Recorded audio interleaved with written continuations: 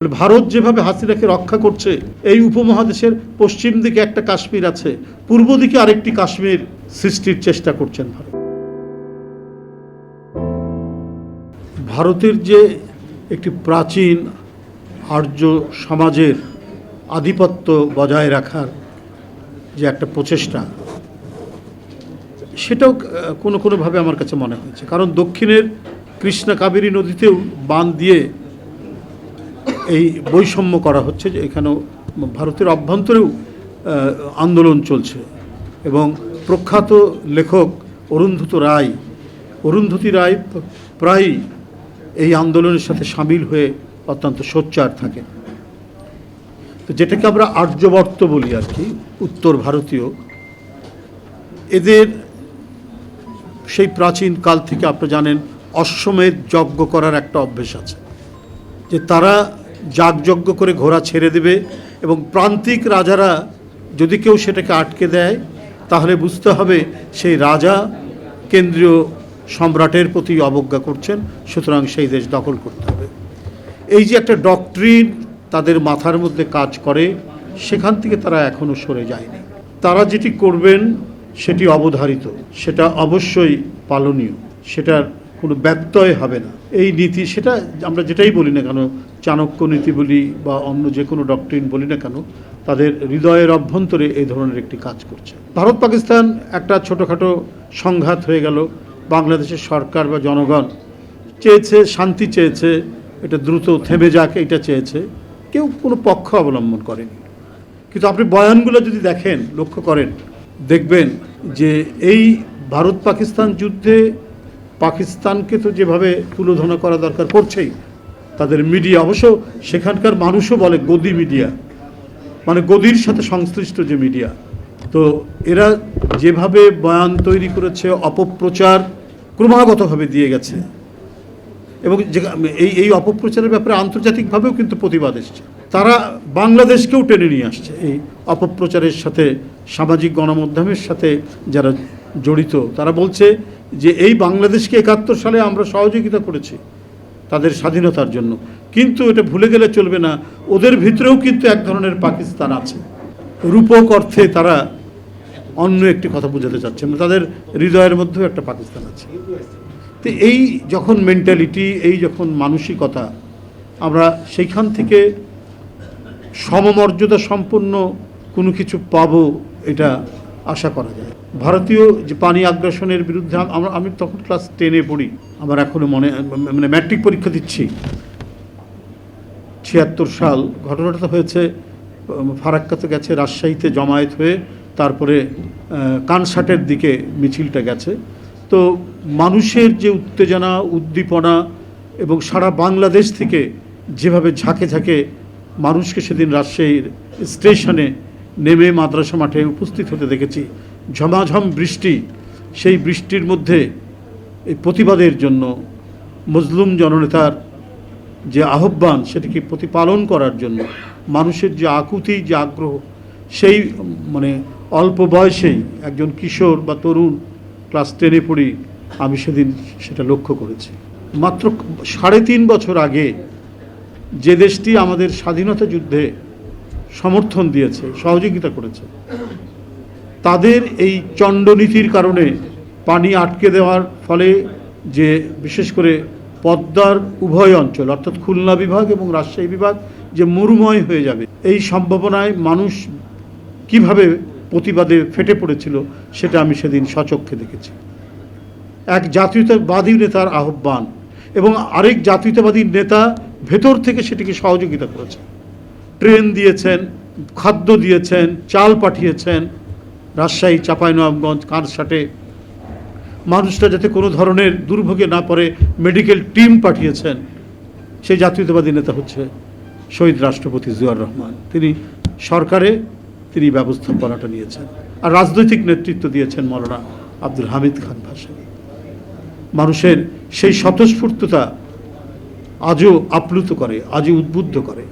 আমি এখানে কয়েকজন বলেছেন যে যখন দেখছি আমাদের মানে গণতন্ত্র একেবারেই বিপন্ন এবং আমরা নানা দিক থেকেই আগ্রাসনের সম্মুখীন, এটার বিষয়ে প্রতিবাদ করার জন্য রাস্তায় নেমেছি, তো আমি দেখলাম যে আমাদের মানে জোটে যারা আছেন, জোটের বাইরে যারা আছেন, বিশেষ করে বামপন্থী দুই একটা রাজনৈতিক দল বলো উনি এই কাজটা করছেন, আমরা জানি না, আমরা আমাদেরকে তো কিছু মানে এটা তো কোনো সিদ্ধান্ত হয়নি। আমাদেরও দুই একজন নেতা বলেছেন, অস্বীকার করব না, কিন্তু ন্যাশনাল ইন্টারেস্টে যদি কেউ কোনো কথা বলেন, এটা সিদ্ধান্ত কি? অথচ আমরা দেখেছি ৭২-এর পর থেকে ভারতের আগ্রাসনী রূপকে তাত্ত্বিক যে অভিধায় মানে এটাকে অভিহিত করেছেন, এরা তো সবাই বামপন্থী ছিলেন। মৌলানা হামিদ খান ভাসানী প্রথম শুরু করলেন ভারতীয় সেনাবাহিনী কবে প্রত্যাহার করছো শেখ মুজিব, তুমি সেটা তারিখ ঘোষণা করো। তারপরে প্রত্যাহার হয়েছে।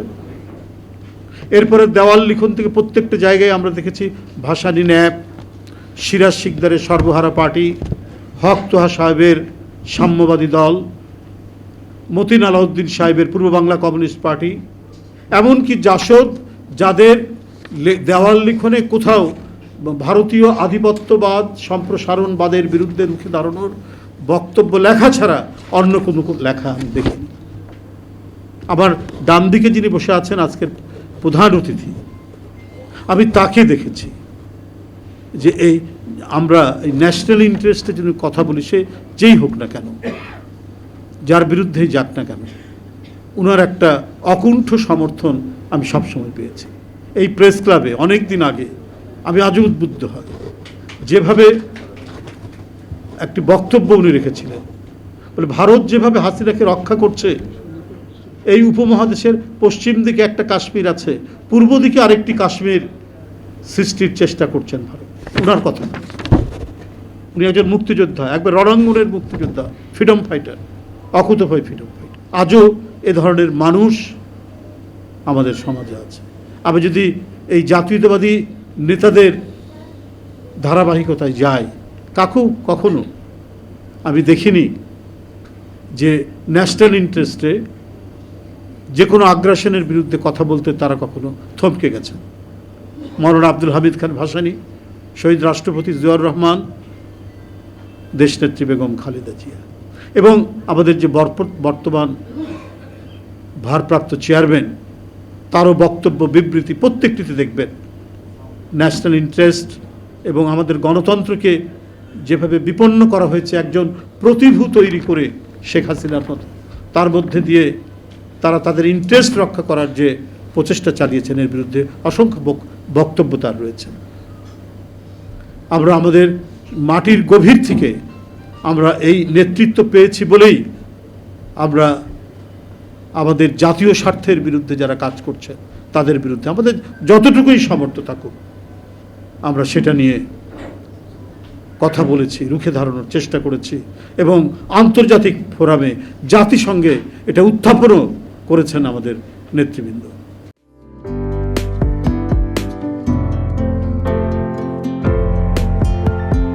পহেলা জানুয়ারি 2025 ইউটিউব জার্নালিজমের অগ্রদূত changetv.press 6 বছর পেরিয়ে পা রাখল গর্বিত আমি অত্যন্ত আনন্দিত হলাম যে চেঞ্জ টিভি আগামী কয়েকদিনের মধ্যেই 6 বছর পূর্ণ করবে।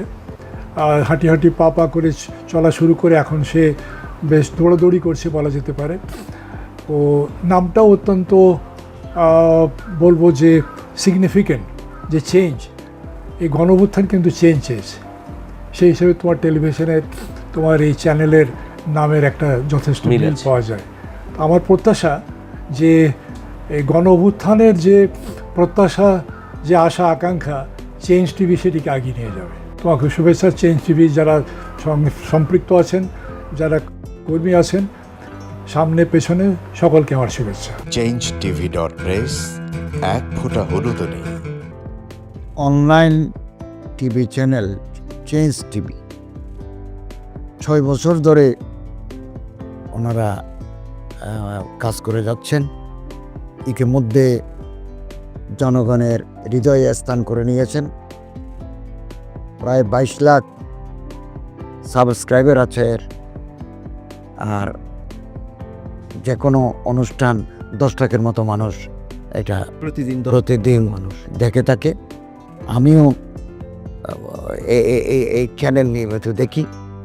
তো চেঞ্জ টিভির পক্ষে আমিরুল মোমিনীন মানিক সাহেবের উপস্থাপনা, প্রশ্নের ধরন, এগুলো জনগণ দেখতে চায়, শুনতে চায়। আমি চেঞ্জ টিভির উত্তরোত্তর সমৃদ্ধি কামনা করছি।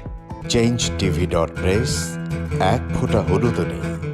চেঞ্জ টিভি, তো আমি তাদেরকে আমার অসংখ্য শুভেচ্ছা জানাচ্ছি, কারণ তারা যে ভূমিকা রেখেছে এই সময়, একটা কঠিন সময় ছিল, সেটাতে যেমন ভূমিকা রেখেছে, এমনকি 5ই আগস্টের পরে নতুন বাংলাদেশেও তারা তাদের সেই তীক্ষ্ণ একটা সমালোচনামূলক এবং যেটাকে আমি গঠনমূলক বলব সেরকম একটা ভূমিকা রাখছেন। তো সেক্ষেত্রে আমরা মনে করি যে এই ভূমিকা আমাদের দরকার, আমরা চাই এটা থাকুক এবং আরও যেন সমৃদ্ধ হয়। নতুন বাংলাদেশ নির্মাণে আমরা চাই যে চেঞ্জ টিভি যে সমালোচনাগুলো করছে বা যেগুলো আমরা তুলে ধরছেন, সেটা এমন করে করবেন যেন আমরা সেখান থেকে শিখতে পারি এবং সবাই মিলে যেন আমরা নতুন বাংলাদেশকে সত্যিকার অর্থে বৈষম্য বিহীন একটা সমাজ গড়ে তুলতে পারি,